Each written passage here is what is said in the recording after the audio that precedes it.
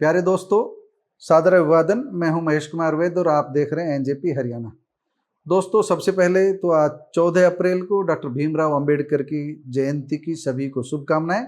NJP परिवार की ओर से हार्दिक शुभकामनाएं। डॉक्टर भीमराव अंबेडकर और संविधान का रिश्ता आप सभी जानते हैं, इस बारे में अधिक कुछ बताने की जरूरत नहीं है। आज 14 अप्रैल को कांग्रेस की ओर से गुरुग्राम के कांकरोला में एक भव्य आयोजन हुआ। बाबा साहब भीमराव अंबेडकर की प्रतिमा वहां स्थापित की गई थी और कांग्रेस के हरियाणा प्रदेश अध्यक्ष राव नरेंद्र सिंह ने उस प्रतिमा का अनावरण किया गया। इस कार्यक्रम के पीछे सूत्रधार थे गुरुग्राम ग्रामीण कांग्रेस कमेटी के अध्यक्ष वर्धन यादव। हम इसे कांग्रेस के युवा नेता वर्धन यादव का शक्ति प्रदर्शन भी कह सकते हैं। वर्धन यादव इस पूरे कार्यक्रम के पीछे एक बैकबोन की तरह थे, रीढ़ की हड्डी की तरह थे। हालांकि सैकड़ों लोगों की इसमें मेहनत रही, सैकड़ों लोग यहाँ पहुंचे, हजारों की संख्या में लोग जुटे और कार्यक्रम भव्य बना। बाबा साहब भीमराव अंबेडकर को सबने श्रद्धांजलि दी, लेकिन केंद्र में रहा संविधान। कांग्रेस के प्रदेश अध्यक्ष राव नरेंद्र ने, कांग्रेस के ग्रामीण इकाई के जिला अध्यक्ष वर्धन यादव ने सीधे सीधे ये कहा कि कांग्रेस संविधान की रक्षा में जुटी हुई है। कांग्रेस जहां संविधान की रक्षा करती है, वहीं भारतीय जनता पार्टी संविधान को कमजोर कर रही है।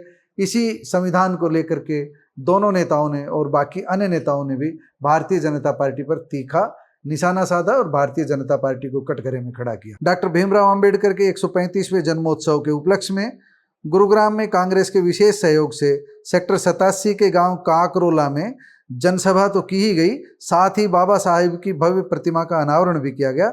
राव नरेंद्र सिंह ने कहा कि बाबा साहेब दुनिया भर के मानवता के उद्धारक हैं। बाबा साहब का सिद्धांत, उनका जीवन दर्शन समाज में गैर बराबरी की खाई को दूर करता है, एक समरसतापूर्ण संविधान से संपन्न नागरिक को अधिकार देता है। इसलिए बाबा साहेब सदैव हमारे दिलों में जीवंत बने रहेंगे। उन्होंने कहा कि भारतीय इतिहास में आज के ही दिन 1891 में एक ऐसे महापुरुष ने जन्म लिया था जिसने शोषितों, वंचितों और दलितों के लिए एक व्यवस्था बनाई। सबको शिक्षित करने के लिए, एकजुट करने के लिए उन्होंने प्रयास किया।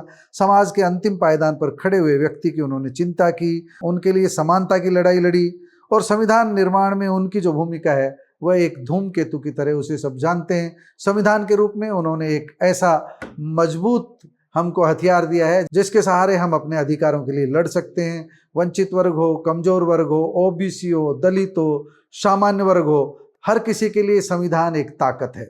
हालांकि कुछ पाखंडी अब संविधान से इतर दूसरी पुस्तकों की बात करते हैं, उन्हें किसी धर्म ग्रंथ का नाम लेकर के उन्हें संविधान से भी ऊपर बता रहे हैं, लेकिन आजाद भारत में संविधान से ऊपर कुछ नहीं है, कानून से ऊपर कुछ नहीं है, अंधविश्वास के लिए कोई जगह नहीं है।